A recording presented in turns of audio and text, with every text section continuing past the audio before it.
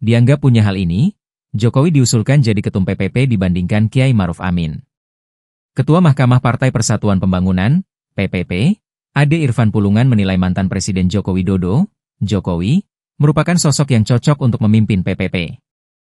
Hal ini disampaikan Irfan merespons figur yang paling cocok memimpin partai berlambang Ka'bah dari sejumlah nama eksternal yang digadang-gadang bakal menjadi ketua umum.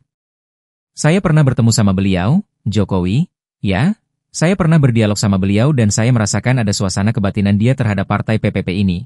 Atensinya ada itu, kata Irfan saat berbincang dengan Kompas.com, Selasa, 28 Mei 2025. Irfan menilai Jokowi memahami sejarah dan perkembangan PPP sebagai partai yang sudah lama berdiri. Oleh sebab itu, dia menyebut figur seperti Jokowi memiliki kapasitas memimpin partai karena latar belakang pengalaman politik dan pemerintahan yang panjang. Karena bisa saja dia melihat partai PPP ini adalah partai yang tua, ya. Dulu di era Orde Baru, PPP adalah salah satu dari 3 partai, ya, di era Orde Baru. Tentu beliau juga sudah mencermati dan sudah juga mengetahui bagaimana perkembangan PPP, kata Irfan.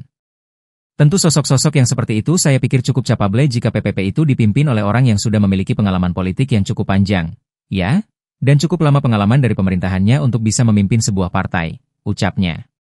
Ex-tenaga ahli utama kantor staf presiden, KSP, ini berpandangan, cara Jokowi memimpin identik dengan nilai-nilai PPP. Dia pun meyakini, figur Jokowilah yang cocok untuk membenahi kondisi PPP. Ketua Mahkamah PPP ini juga menyoroti kemampuan komunikasi Jokowi dengan kalangan ulama dan tokoh umat.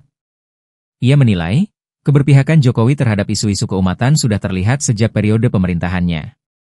Saya pikir komunikasi yang dibangun Pak Jokowi dengan para ulama, tokoh-tokoh umat itu luar biasa dan kita mengakui itu, ya.